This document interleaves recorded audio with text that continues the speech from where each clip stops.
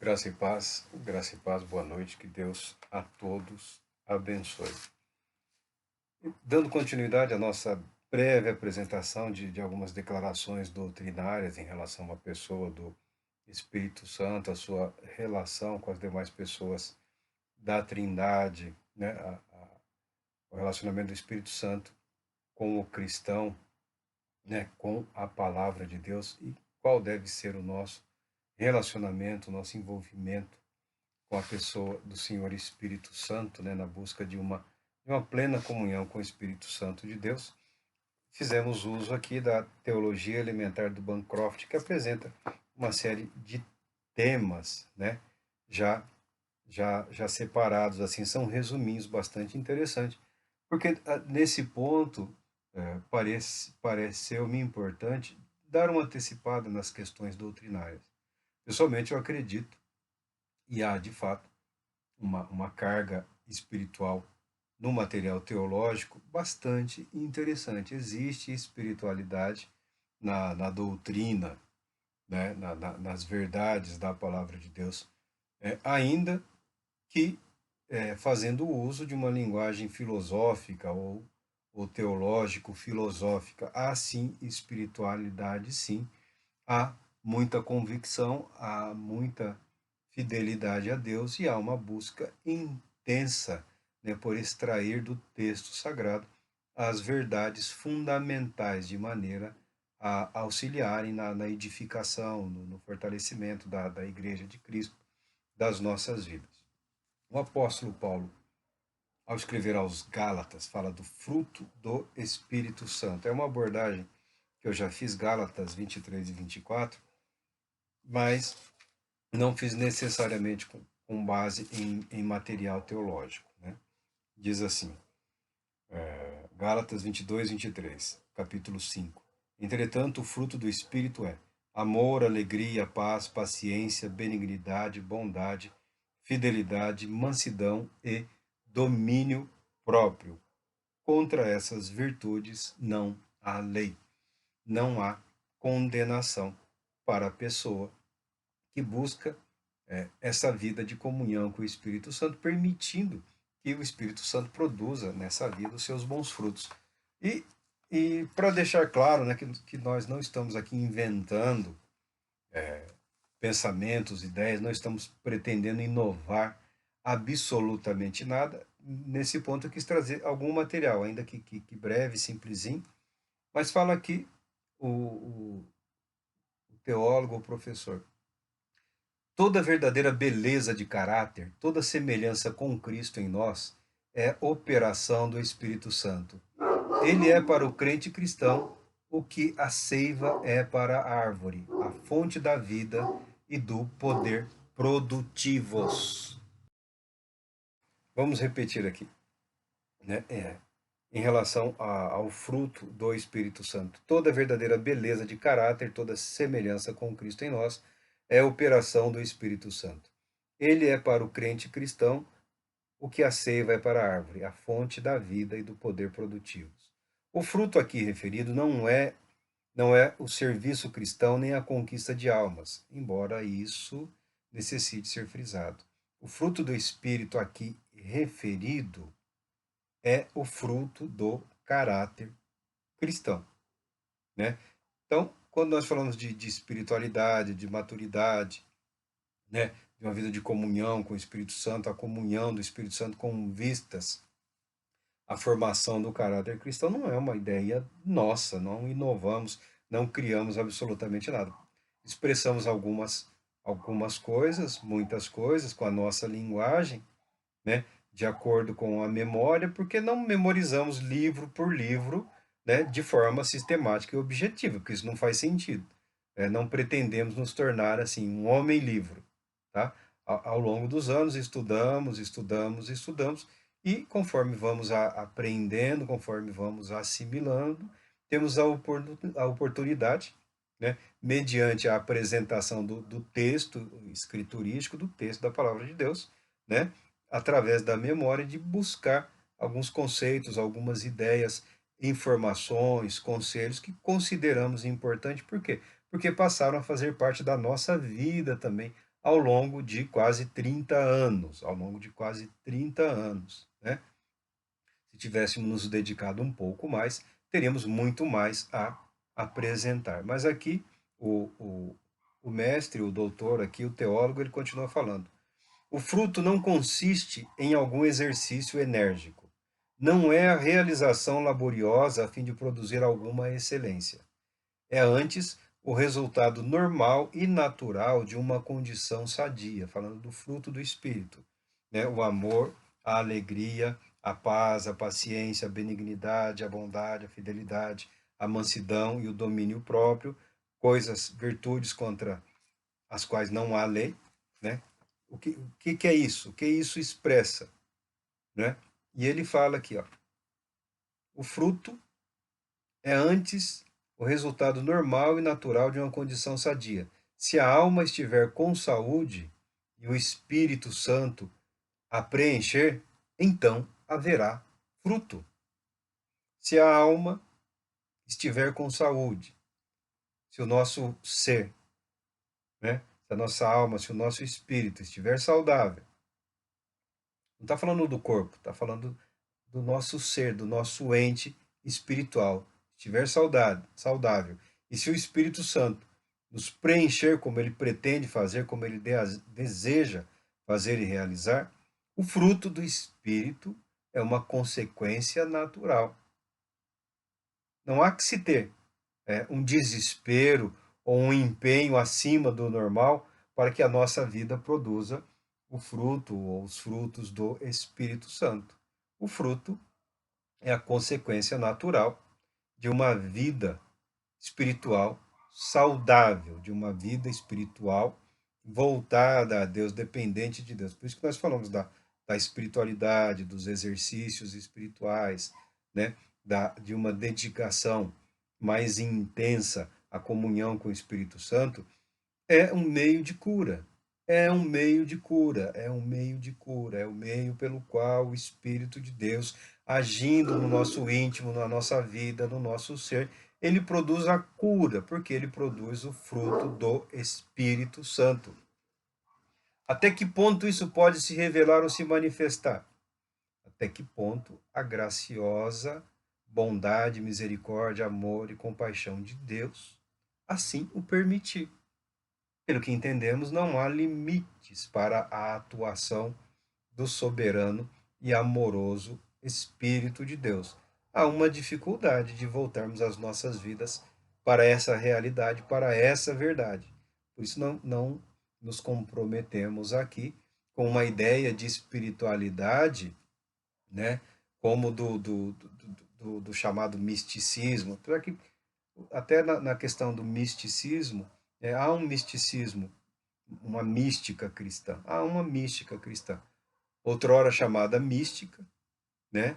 Agora chamada espiritualidade. Trocaram para espiritualidade porque a palavra mística, né, estava desgastada, né, confusa. Mudaram para espiritualidade e todo toda a confusão, toda a contenda, né, veio junto, né? Mudou, mas não mudou nada. É como o nome das partes do corpo, dos ossos do corpo humano, que de vez em quando alguém muda o nome, mas não mudou nada. O osso continua o mesmo osso. Mudar o nome é ego e capricho do pesquisador, ou do doutor, do conhecedor, ou do cientista.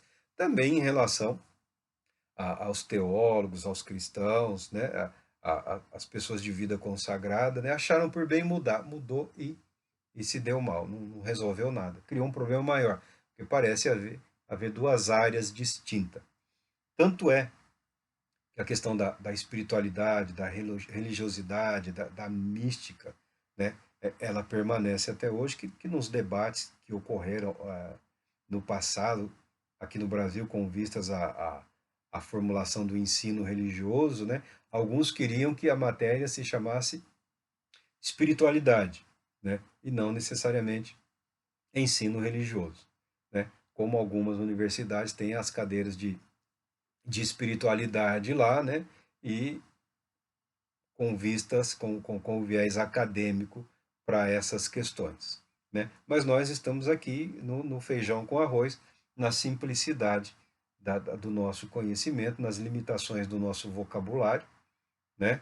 E dependendo da palavra de Deus e do conhecimento de outros muitos e muitos e muitos homens, parte dos quais nós temos conhecimento através da literatura ou através de referências literárias e buscamos saber alguma coisa, alguma informação. Hoje em dia é possível você obter informação sobre algum determinado material sem necessariamente adquirir aquele material, né? Eu sou contra esses mecanismos de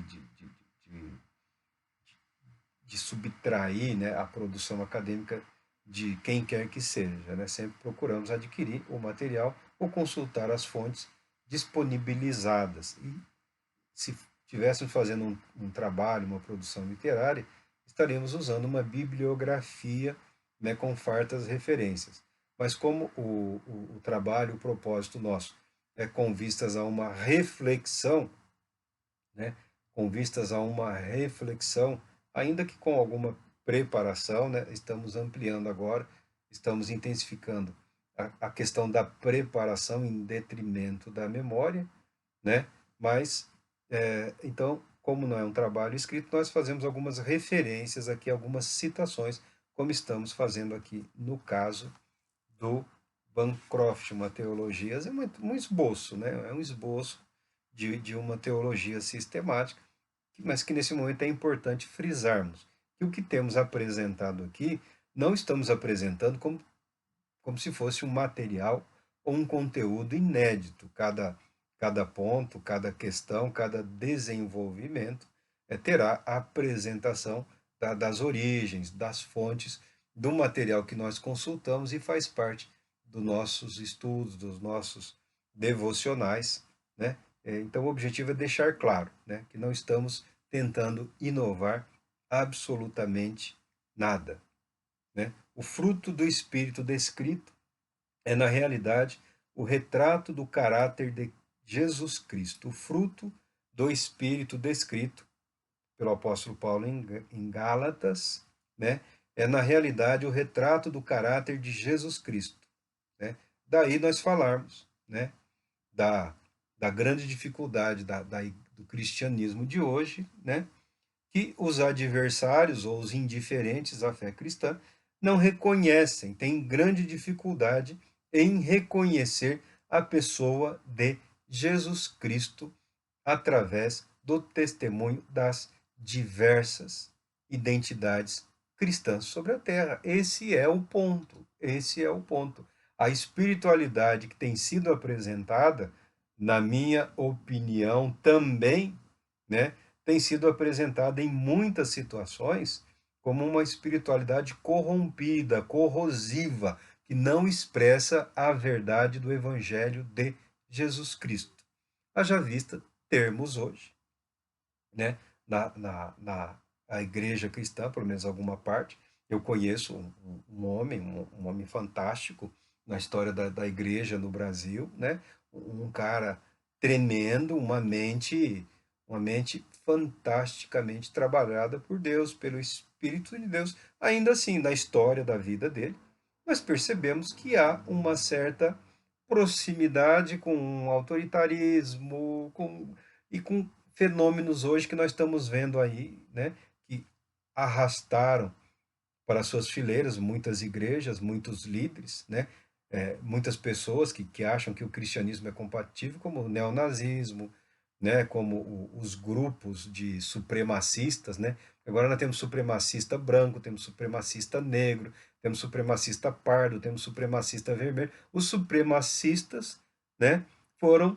muito felizes em difundir as suas ideias através de determinados conceitos religiosos, foram infiltrando e estão aí, né? A ponto, pasmem todos, né, de vermos pessoas replicando, né, replicando um discurso nazista, né, e quando a coisa aperta, o cara fala, não, mas eu sou religioso, meus antepassados foram perseguidos por esse regime, e a pessoa replicou publicamente, né, um discurso nazista. Eu tenho para mim que isso é sério, é seríssimo, é gravíssimo, é perturbador, incomoda, não é saudável, não é equilibrado, né?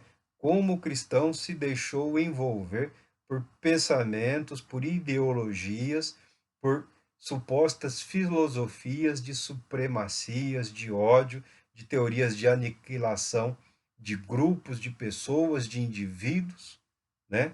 É aterrorizante até, é muito preocupante. É muito preocupante na vida. E alguns grupos desses se apresentam como muito espirituais. E não são. Não é uma espiritualidade segundo se ensina o Evangelho de Jesus Cristo. Não tem nenhuma compatibilidade com o Evangelho de Jesus Cristo, tal qual a, a farsa da teologia da prosperidade, né, que na verdade é só culto, é idolatria, é culto ao dinheiro, é adoração ao dinheiro, né, é o deixar-se levar pela ganância, né, pela obsessão, pelo desejo de ter mais, de ter mais, de ser mais. Alguns já estão declarando que se arrependeram, né, que exageraram, que se deixaram. Não existe uma teologia da prosperidade. Não na Bíblia. Existe, né, um deus chamado riqueza, um ídolo, e uma deusa chamada fortuna. Então há uma idolatria da prosperidade. E há muitas outras idolatrias que se infiltraram, que ganharam muito espaço nas igrejas cristãs. Por quê? Porque elas têm não vou dizer a vantagem, elas têm o objetivo, o caráter de agradar o indivíduo, de agradar o eu, né? A ideia de felicidade, né? A ideia de autorrealização, de plenitude. Quando a vida consagrada, a vida dedicada ao Senhor, a vida na dependência do Espírito Santo, a vida na plena comunhão com Deus, é uma vida de devoção, de entrega, de renúncia, né? Nós estamos dizendo que é de negação de valores ou de verdade, mas é uma vida que, em muitos aspectos, é uma vida de renúncia, desde que seja espontânea, né? Desde que seja espontânea. Então, não vemos como normal, não vemos como natural, né? Não damos crédito à suposta espiritualidade de alguns movimentos, porque vemos neles a, o agir de Satanás, o agir do espírito maligno, o agir do espírito mundano, o comprometimento, a corrupção da doutrina, da verdade, da palavra de Deus, misturada com teologias sociais, políticas, econômicas, muitas das quais já foram condenadas pela humanidade, foram sufocadas onde surgiram, mas não desapareceram totalmente, porque o espírito do mundo, né, tem facilidade de comungar com o espírito do homem. O cristão não vigilante, o cristão não devoto à palavra de Deus, o cristão que não leva a sério as questões da verdade da palavra de Deus, da necessidade da submissão e obediência ao Espírito de Deus, ele corre o risco de estar sendo terrivelmente enganado, arrastado para heresias terríveis, né? Estar tendo comunhão não com o Espírito de Cristo, mas com o Espírito do mundo, serei generoso aqui, né? Com o Espírito de Satanás mesmo, né? Por isso consideramos importante não a nossa, a apresentação, não nossa, mas de todos os que já fizeram, né? Então, esse trabalho tem o propósito, tem o objetivo de divulgar também o material que existe e as propostas a eles relacionadas, né? Fala, Marcos, você está criticando uma pessoa? Estou criticando a pessoa, estou criticando o indivíduo. Mas já deixei claro que a minha dedicação ao estudo da teologia, né, o pensamento não tem como você não existe o catolicismo. Claro que existe. Existe a igreja oriental, existe a igreja que foi poderosa na Europa e ainda tem muita influência, a igreja romana, a, chamado romanismo por algum, mas a igreja católica romana, né? As igrejas reformadas, as protestantes, né? Que fizeram uma divisão entre fé e Estado, não porque ia acontecer uma ruptura mesmo, e rupturas aconteceram, né? os estados, os governos, né, não iam suportar por muito tempo o domínio de uma instituição que não era propriamente de uma, era uma instituição também já corrompida e dominada pelas estruturas de poder dos estados que existiam naquela época. Não há que se imaginar que a igreja era inocente, pura e imaculada num mundo terrível. Não. A igreja enfrentava terríveis e grandes desafios. Em determinado momento, nenhum dos reformadores teve a intenção de romper com a igreja de Cristo. Eles queriam purificar, eles queriam reformar, eles queriam retirar da igreja, né, o que consideravam abusivo, o que consideravam nocivo. Aí vem de novo aquele embate da questão da autoridade, quem é que pode dizer que está errado, quem é que pode dizer que está certo, né? Porque se nós fizermos a vontade daqueles na, na Holanda, vamos ter que agradar os da França, os do Reino Unido, os da Dinamarca, na Noruega, por fim, cisões aconteceram, né? Rupturas aconteceram, e rupturas continuam acontecendo, até mesmo nesses, né, que romperam no passado e depois é um processo que você quase não consegue paralisar. Até mesmo no catolicismo romano há dissidências hoje, né? No Brasil nós temos conhecimento de dissidências, né? De igrejas católicas dissidentes, né? Atuando no território brasileiro. Isso não é divulgado, também não é a nossa intenção, né, expor as mazelas da Igreja de Cristo ou da cristandade. O nosso propósito é dizer: há esperança, há esperança, há esperança. Por mais terríveis que sejam as circunstâncias, por mais terrível que seja este momento que a igreja está passando, que a humanidade está enfrentando, não é ainda o mais terrível dos momentos. Infelizmente, existe a possibilidade de que as coisas piorem.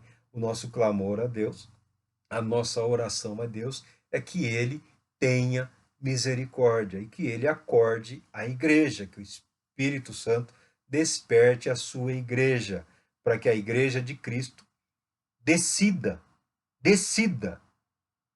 por ser igreja de Jesus Cristo, atuando segundo a vontade da palavra de Deus, segundo a liberdade que ainda desfrutamos nos dias de hoje, né, para anunciar, para proclamar. Mesmo que fosse difícil proclamar ou anunciar, ainda tem-se liberdade para viver, porque a fé em Cristo Jesus é vida, é vida. É através da vida que o mais poderoso testemunho é proclamado. É através da vida. É através da vida vivida pela fé, guiada pelo Espírito Santo, permitindo que ele produza em nós o caráter de Jesus Cristo. Tá? O Espírito Santo com relação com vistas também à espiritualidade, né, ao desenvolvimento da espiritualidade, deixa aqui bem declarado, bem descrito, né, que não estamos inovando, que não estamos inventando, que não estamos criando absolutamente nada. Judas ou Judá, né, na sua carta, quase que um bilhete, né? Ele disse muito, mas escreveu assim, ele escreveu bem pouquinho. Ele vai falar aqui: vós, porém, amados, edificando-vos, né, na vossa fé santíssima. Judas, versículo, só tem um capítulo, versículo 20.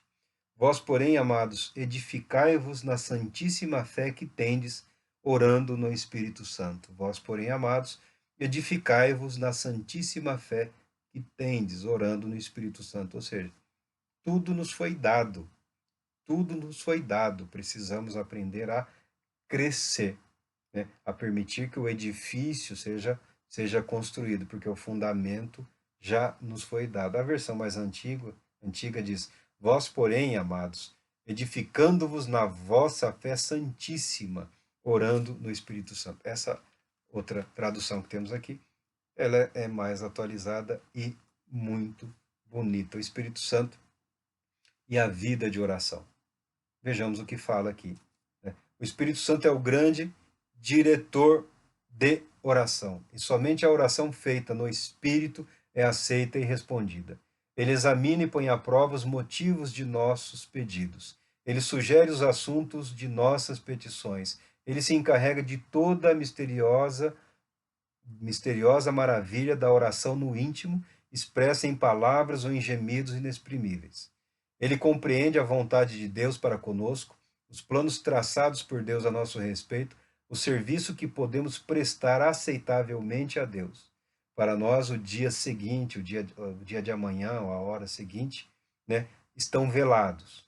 Mas para ele, para o Espírito Santo, né, mas para ele, portanto, ele aprecia e anela ter tal domínio sobre nossos, mas não para o Espírito Santo. Deixa eu explicar melhor.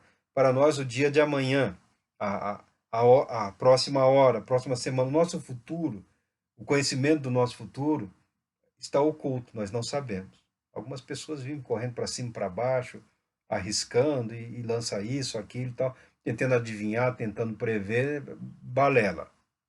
Nosso futuro nos foi revelado, a menos que Deus desvende, nos revele, nós não sabemos, nós só sabemos que envelheceremos e morreremos. Às vezes nem envelheceremos tanto e morreremos ainda um pouco jovens. É o que sabemos do nosso futuro, é o que todo homem sabe em relação ao futuro. Mas o nosso futuro para o Espírito Santo não está oculto. O Espírito Santo conhece o meu amanhã. O Espírito Santo conhece o seu amanhã. O Espírito Santo conhece absolutamente tudo que Deus pretende realizar nas nossas vidas. Ele sabe. Por isso ele pode nos conduzir em oração. Por isso, na dependência dele, em algumas ocasiões, nós ganhamos até uma certa ousadia, um certo atrevimento nas nossas orações.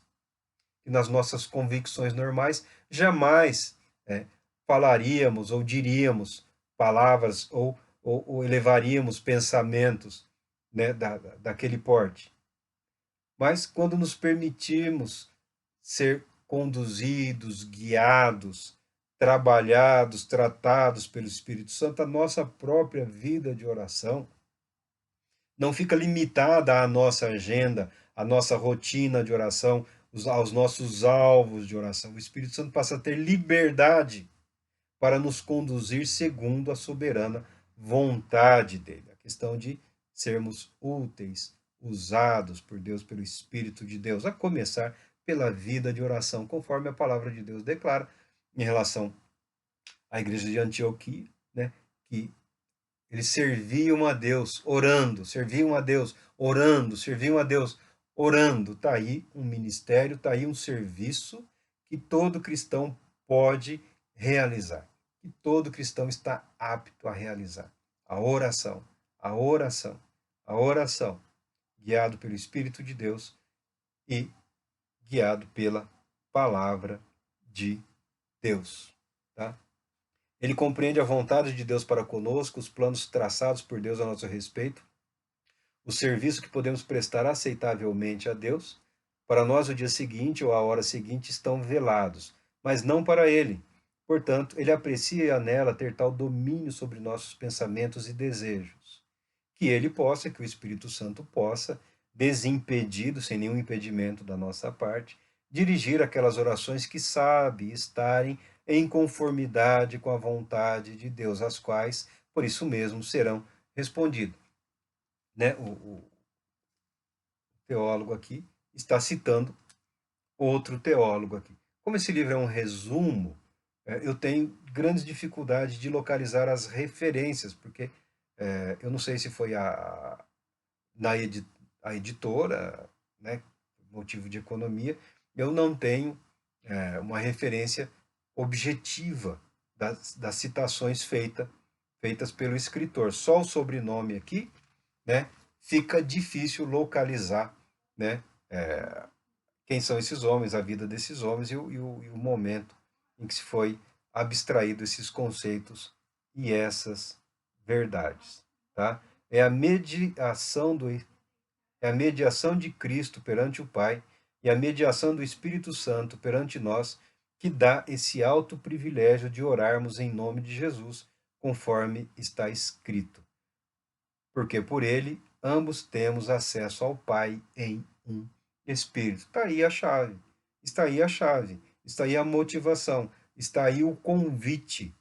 Né? Está aí um propósito declarado. Está aí um plano, uma parte, né, do segmento, um segmento do plano de Deus, do propósito de Deus para a vida do cristão. Né? A vida em oração. Né? Desfrutar do amor de Deus, da companhia do Espírito Santo, através da vida de oração, o experimentar o agir de Deus, né? O experimentar os dons graciosos de Deus através do Espírito Santo, através da nossa vida de oração. Não só na falação, mas a oração no sentido de um espírito tratado, sarado, curado, moldado, transformado pelo agir do Espírito Santo de Deus. Precisamos também falar do Espírito Santo na vida de Jesus Cristo. É claro que somos gratos a Cristo, é claro que somos gratos ao Espírito Santo. O autor fala aqui da necessidade de uma vida de gratidão. Em relação a Jesus Cristo, a vida de Cristo Jesus, ela foi única. Inicia com um milagre, né? Inicia com um milagre. Ó, uma vida tão ímpar como a de Cristo, em seu caráter e realizações, exige um começo e um fim tão maravilhoso que nada menos que a concepção miraculosa e a ressurreição miraculosa seria adequado. Então, o Filho de Deus se fez homem, né? Nasceu da Virgem Maria, um milagre, um milagre, um milagre. Ressuscitou, outro milagre.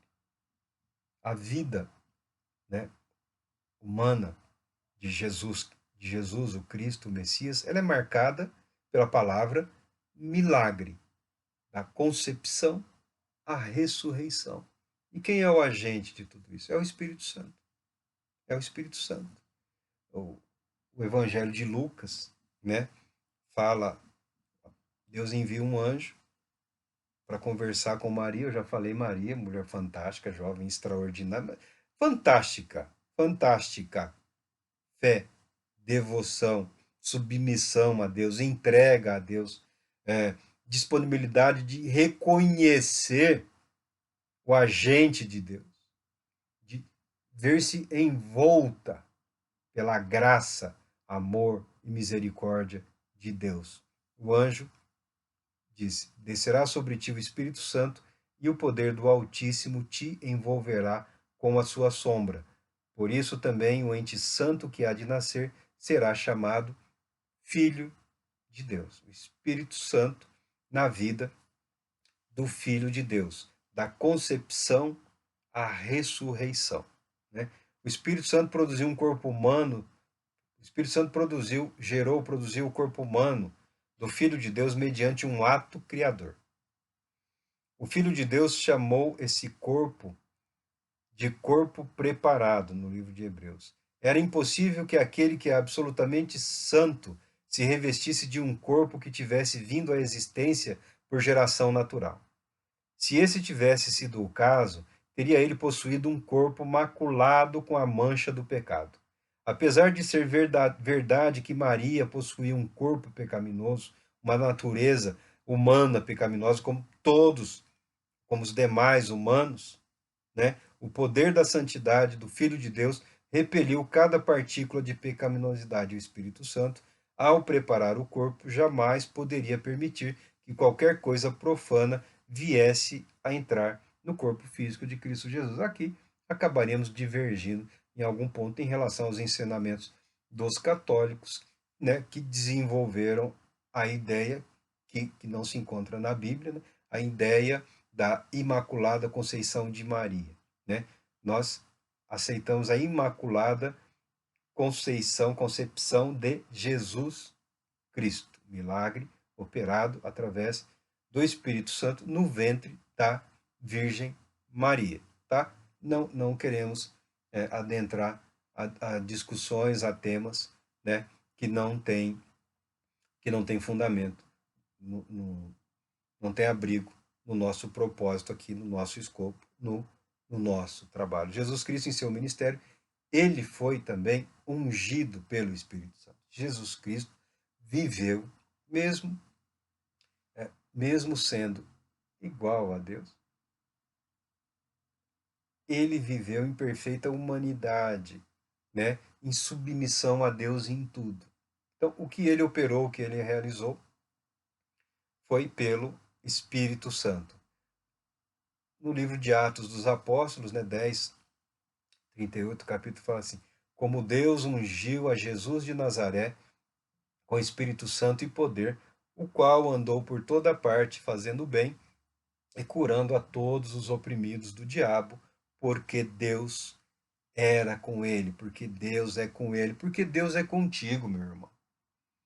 O Espírito de Deus também ungiu a igreja de Cristo. O Espírito Santo de Deus também habita a igreja de Cristo. O Espírito que trouxe o Filho de Deus ao mundo através do ventre de Maria. O Espírito que ressuscitou a Jesus Cristo dos mortos. O Espírito que elevou o nosso Senhor e Cristo aos céus. É o mesmo Espírito, Espírito de vida e ressurreição. Eu não quero debater, eu não quero discutir, né? Eu não quero pretender entender ou saber da vida de quem quer que seja, né?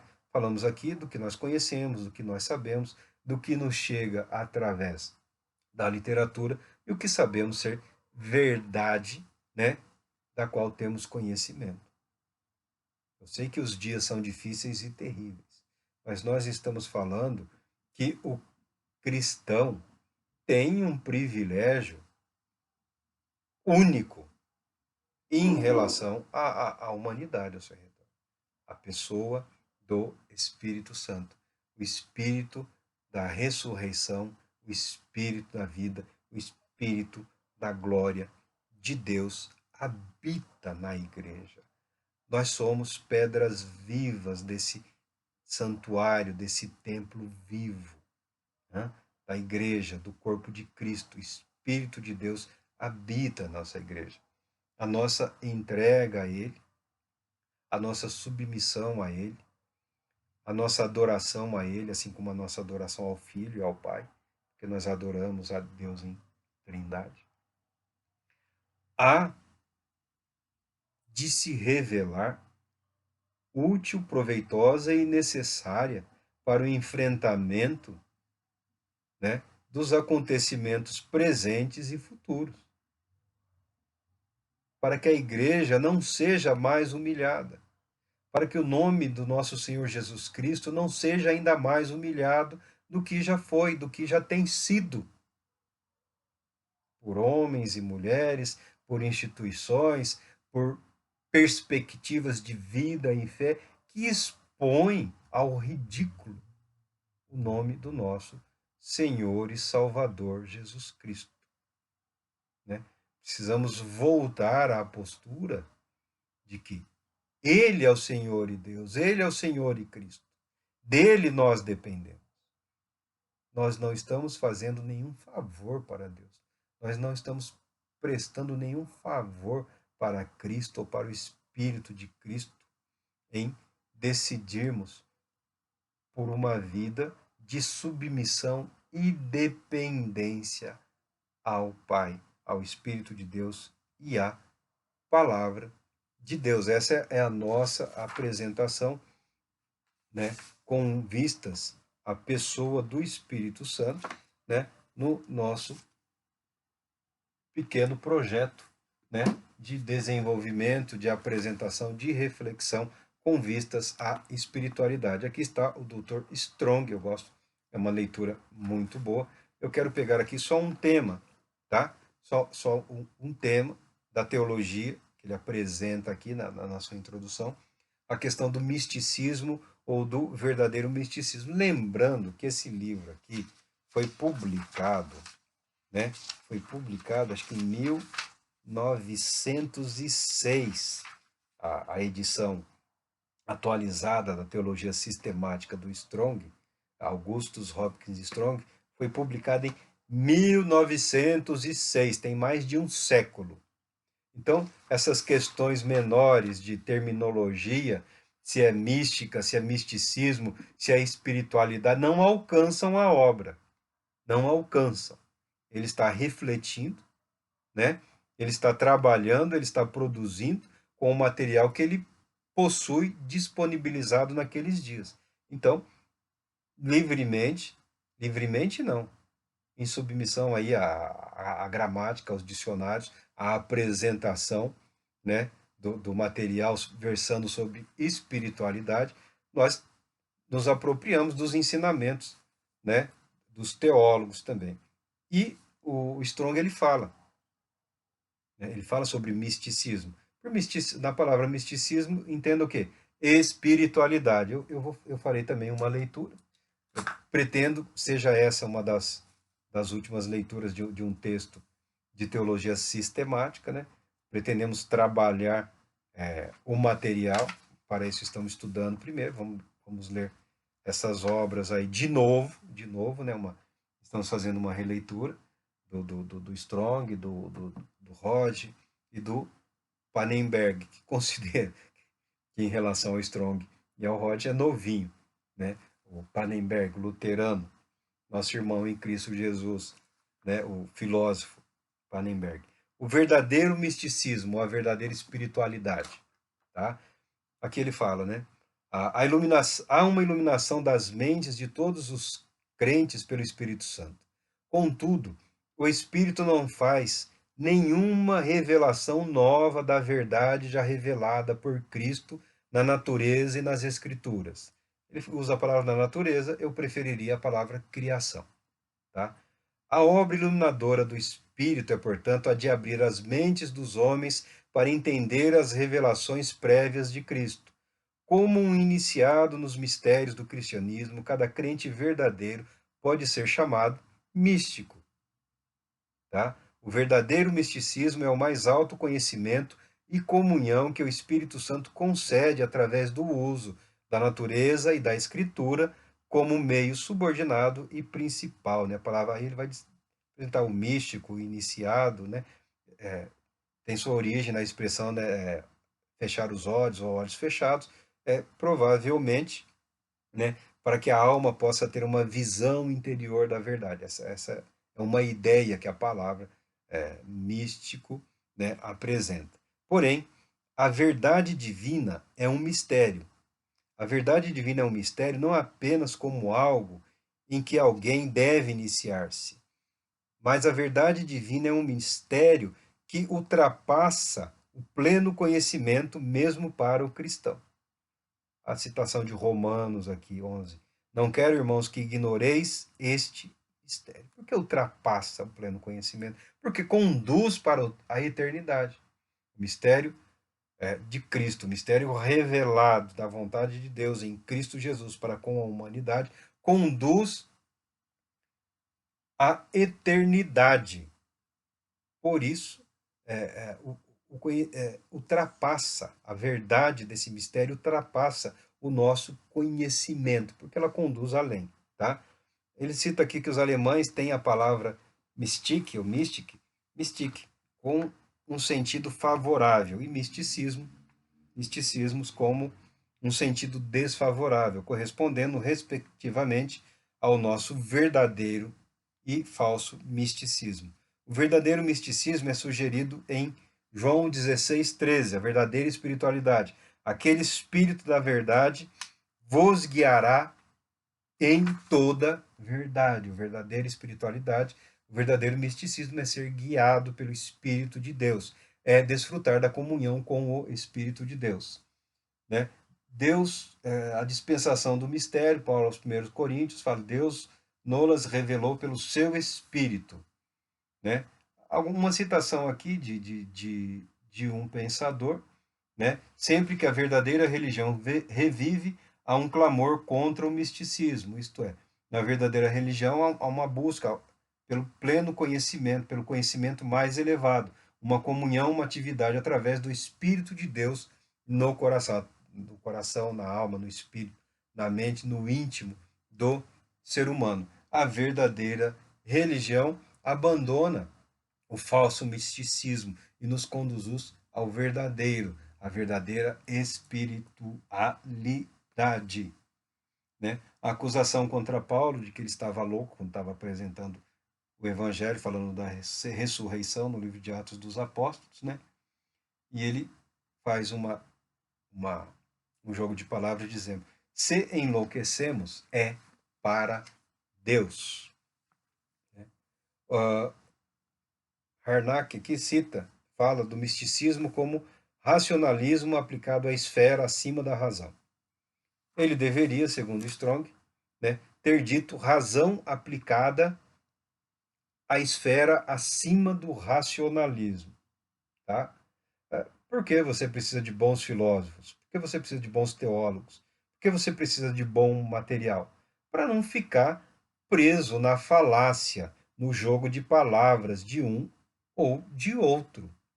Tá? A habilidade retórica, né, não é fundamental para o desenvolvimento de uma espiritualidade, mas a capacidade de discernir o engano, o erro, né, a malícia, né, a armadilha em alguns raciocínios, né, nos sofismas, é importante na vida do cristão.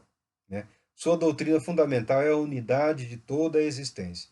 O homem pode realizar a sua individualidade apenas transcendendo-a e achando-se na unidade maior do ser divino. O homem é um microcosmo. Ele recapitula a raça, o universo e o próprio Cristo. O misticismo, a espiritualidade, é a tentativa de realizar no pensamento e no sentimento a imanência do temporal no eterno e do eterno no temporal. O que isso implica? Primeiro, que a alma pode ver e perceber a verdade espiritual. Segundo, que o homem, para conhecer a Deus, deve ser participante da natureza divina. Terceiro, que, sem a santidade, ninguém pode ver o Senhor. Quarto, que o verdadeiro hierofonte dos mistérios de Deus é o amor. A escala das perfeições, os degraus, né, do crescimento espiritual, como já foi apresentado por alguém aqui, fala da vida purificadora, da vida iluminativa, da vida unificadora. Tá? O misticismo de João não é do tipo subjetivo, que absorve a alma na autocontemplação e devaneio, mas objetivo e racional, que vive no mundo da realidade, aprende a verdade divinamente revelada e baseia sua experiência nela. É um misticismo que se alimenta, é uma espiritualidade que se alimenta não dos seus próprios sentimentos e fantasias, mas de Cristo, de Jesus Cristo. Envolve uma aceitação e obediência a Ele. O mote do misticismo cristão, da espiritualidade cristã, é perseverando em Cristo, perseverando em Jesus Cristo, perseverando em Cristo Jesus. Como a pressão da força não pode dispensar o tipo, assim o Espírito de Deus não dispensa a revelação externa de Cristo na natureza e na Escritura.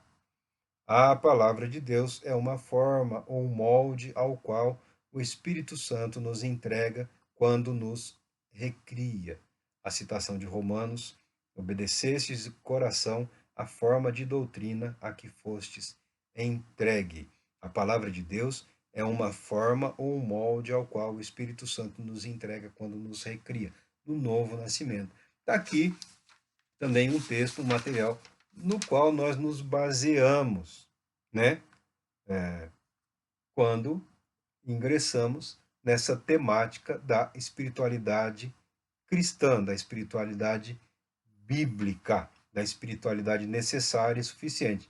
Portanto, o nosso conceito, as nossas ideias, a nossa reflexão não tem caráter de inovação, tá? É o vocabulário, em grande parte, né? Eu parei aqui e o Strong ele continua, né? Ele continua escrevendo, falando do falso misticismo, da falsa espiritualidade, né? Então, ao falarmos de espiritualidade cristã, não estamos inovando, não estamos inventando material, né? Estamos utilizando a palavra de Deus estamos fazendo uso do pouco conhecimento que adquirimos ao longo de quase 30 anos, né?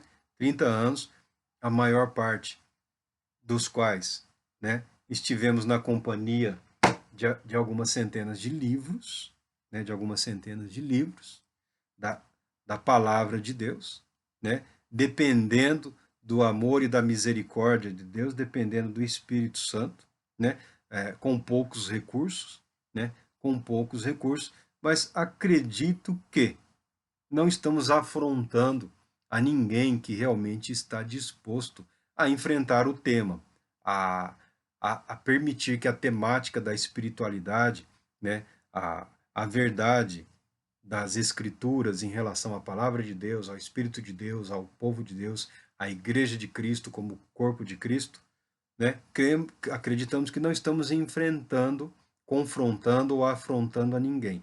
Estamos apresentando material que tem o objetivo de apresentar as nossas convicções para fim de registro e também auxiliar quem tiver interesse em conosco aprender ou compartilhar ou partilhar das nossas ideias, do nosso raciocínio, da nossa apresentação. Dito isto, eu me despeço desse ponto desse ponto de apresentação doutrinária e escriturística breve como referência em relação à pessoa do Espírito Santo, né, como a pessoa em quem nós devemos confiar para o nosso crescimento espiritual, porque depende totalmente dele. Depende totalmente dele. Mas a disposição deve ser nossa. Nós precisamos nos entregar, nos submeter e permitir que ele trabalhe em nós, que ele realmente faça uma reforma, uma faxina, uma limpeza, né? Que ele expurgue do nosso caráter, da nossa personalidade, né? Do nosso eu, tudo aquilo que afronta, né? Tudo aquilo que afronta a palavra de Deus, o amor de Deus em Cristo Jesus para aqueles que creem. Eu peço que Deus te abençoe, a minha oração é que Deus te abençoe, que Deus te ilumine, que o Espírito de Deus te ilumine e te capacite a crescer em Cristo Jesus. Deus te abençoe e te conceda paz, muita paz. Boa noite.